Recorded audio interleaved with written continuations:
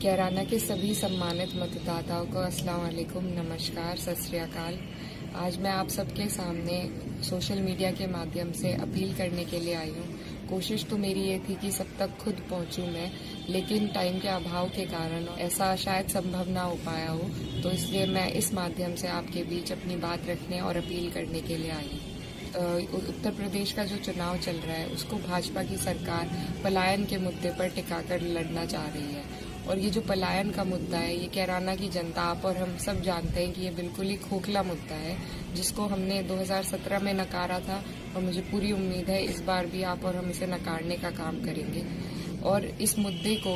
भाजपा सरकार पूरे प्रदेश में इसके बिना पर चुनाव लड़ना चाह रही है, तो हमें पूरे ही प्रदेश में एक सही संदेश देना है कि ऐसा कुछ नहीं हुआ था। और अब जो लॉ एंड ऑर्डर की ये सरकार बात कर रही है, तो मैं इनसे पूछना चाहती हूँ कि कौन से लॉ एंड ऑर्डर पे इन्होंने काम किया है। एनसीआरबी की कई रिपोर्टों के बिना पर महिलाओं के प्रति अपराध बढ़ा है, बच्चियों के प्रति अपराध बढ़ा है, और अनुसूचित जातियों के प्रति अपराध बढ़ा है, अन्य पिछड़े वर्गों के जो सदस्य हैं उनके प्रति अपराध बढ़ा है। तो इनका लॉ एंड ऑर्डर का मुहिम को बिल्कुल फेल है, और जब ये मुहिम इन्हें फेल होता दिखा तो इन्होंने फर्जी इनकाउंटरों का सहारा लिया।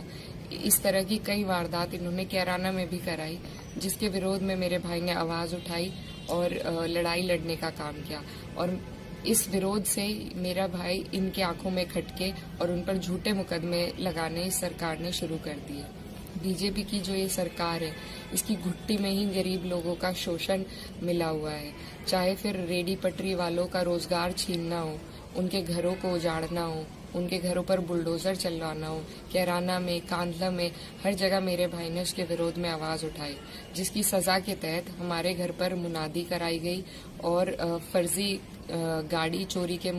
आरोप मेरे भाई पर लगाकर हमारे परिवार को जलील करने की कोशिश की गई। मैं आपसे बस वोट की अपील करना चाहती हूँ कि आप लोग आने वाली 10 तारीख को एक ऐसी सरकार को चुने जो गरीब मजलूमों के लिए काम करे, जो युवाओं को रोजगार देने का काम करे, जो समाज में अमन और भाईचारे की बात करे, जो किसानों को उनके वाजिब फसल के दाम दिलाने की बात करे, और जो किसानों पर अत्याचार हुआ है, हमारे 750 किसान शहीद हुए हैं बॉर्डर पर, इतना बड़ा इन्होंने आंदोलन चलाया है, एक लोकतंत्र में इतना बड़ा आंदोलन कभी नहीं चला।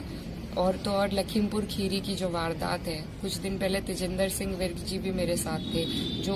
उस वारदात के विक्टिम थे। तो इस सरकार की ये जो सारी नीतियां हैं, जो अत्याचार हम पर, आप पर, सब पर हमने 5 साल तक सहे हैं, अब उसका जवाब देने का टाइम आ गया है। तो मेरी आप सबसे यही अपील है कि आप इन सब बातों का ध्यान रखें और इन सब चीज़ों को मद्देनज़र रखते हुए अपना मतदान करें, और आने वाली 10 तारीख को अपना मास्क और अपनी आईडी ले जाकर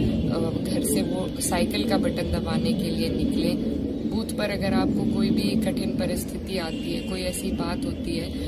आप बहुत ही सब्र से काम लें और अपना वोट डालकर ही वापस आएं। यही मेरी आप सबसे अपील है, और आप सब अपने प्रार्थनाओं में, अपनी दुआओं में हमें